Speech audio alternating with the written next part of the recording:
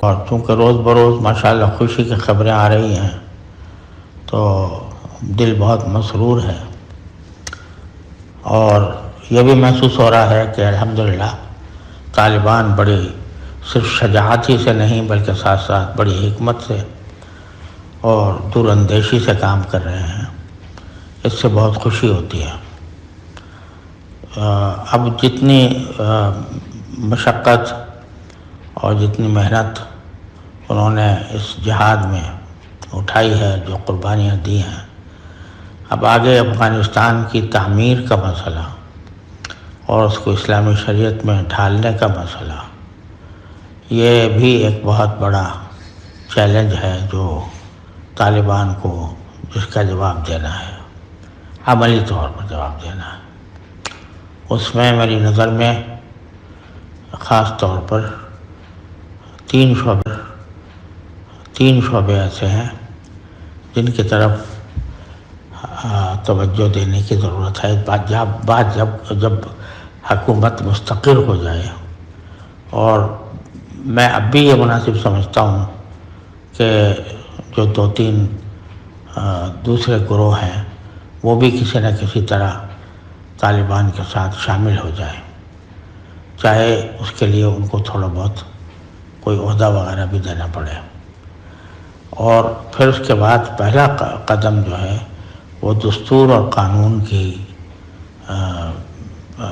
تدوین کا ہوگا۔ ایسا دستور کہ جو صحیح معنی میں اسلامی دستور ہو،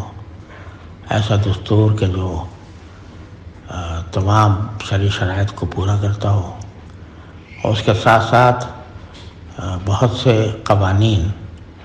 کی تدوین بھی، جیسے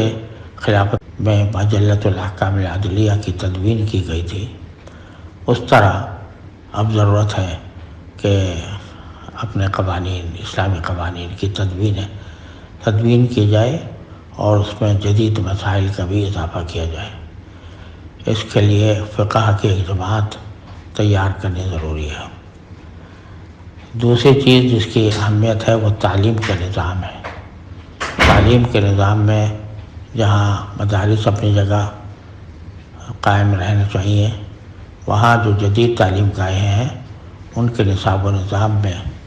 کس طرح تبدیلی لائی جائے کہ وہاں سے سچے پکے مسلمان پیدا ہوں، اس کی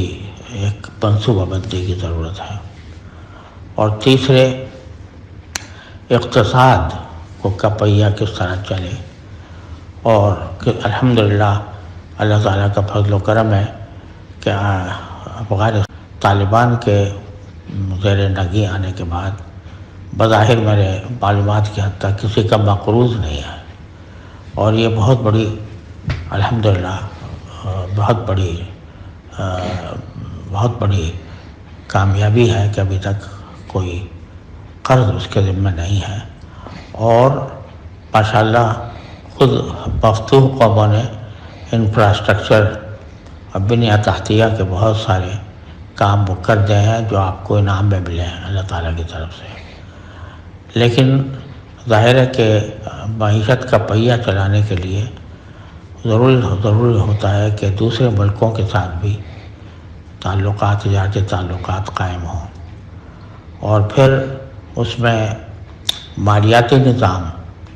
وہ 100% شریعت کے مطابق ہو۔ تو یہ تین اہم کام ہیں جن کے طرف توجہ کرنے کی ضرورت ہے۔ اللہ تعالیٰ سب سے پہلے تو اس بات کی ضرورت ہے کہ مستحکم حکومت قائم ہو جائے اور کنٹرول مکمل حاصل ہو جائے، اور جو کچھ مخالفین ہیں ان کو بھی کسی نہ کسی طرح اپنے ساتھ شامل کرنے کی کوشش کی جائے، اور اس کے بعد جب مستحکم ہو جائے تو یہ تینوں جہتوں میں مستقل جماعتیں بنا کر، محقق علماء کی جماعتیں بنا کر ان کے اوپر کام کیا جائے۔ آپ کا دستور پہلے بھی ہوگا، لیکن موجودہ حالات کے تناظر میں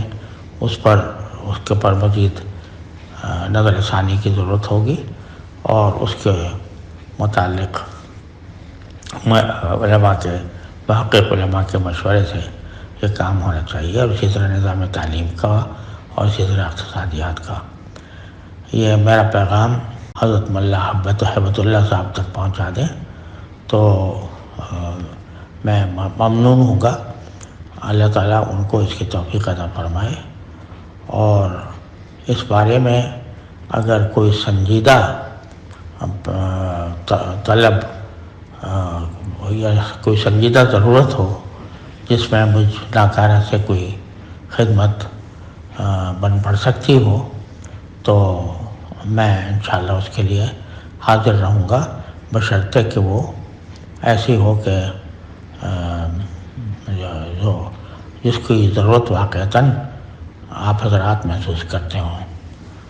اللہ تعالیٰ قدم قدم پر آپ کی تذکیری فرمائے. میرا یہ پیغام اگر امیر ہیبت اللہ صاحب اور مولانا یعقوب صاحب کو پہنچ سکے تو میں آپ کا ممنون ہوں گا. والسلام علیکم ورحمۃ اللہ تعالی وبرکاتہ.